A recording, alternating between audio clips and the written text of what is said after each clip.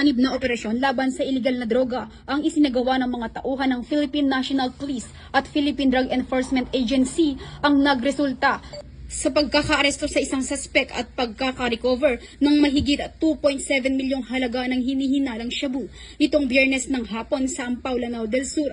Nito lamang ikalima ng Setyembre taong kasalukuyan. Ayon sa ulat, bandang alas 3:30 ng hapon nang isagawa ng mga operatiba mula sa Bacolod, Calawi Municipal Police Station, 1st PMFC ng Lanao del Sur Provincial Office, RPDEU Bar, SOO Bar ng PNP DEG, 45th Special Action Company, 4th Special Action Battalion ng PNP SAF at PIDEA Lanao del Sur Provincial Office ang isang bypass operation sa naturang lugar. Ang operasyon ay nauwi sa isang armadong engkwentro kung saan nagtamo ng sugat ang suspect. Agad namang dinala ang suspect sa medical center para sa agarang lunas bago ito dalhin sa Bacolod, Calawi MPS kasama ang mga nakumpiskang ebidensya.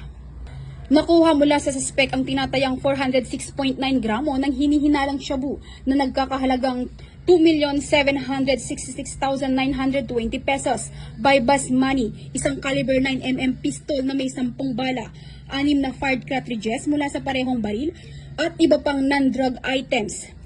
Maharap ang suspect sa kasong paglabag sa Republic Act 9165 o Comprehensive Dangerous Drugs Act of 2002.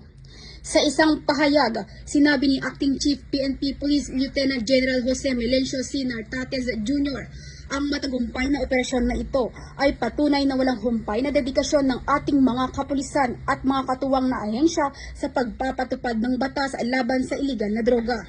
Ang PNP ay patuloy na nakatuon sa pagtiyak ng ating mga komunidad ay ligtas mula sa masasamang dulot ng droga at karahasan. Tinitiyak ng PNP sa publiko na ipagpapatuloy nito ang walang tigil na kampanya laban sa iligal na droga habang pinangangalagaan ang karapatan at buhay ng bawat mamamayan. Mula rito sa rehiyon ng Bangsamoro, ako ang inyong Police News Network Correspondent, Patrolwoman Veronica Lagi, alagad ng batas, taga-taguyod ng Balitang Pulis.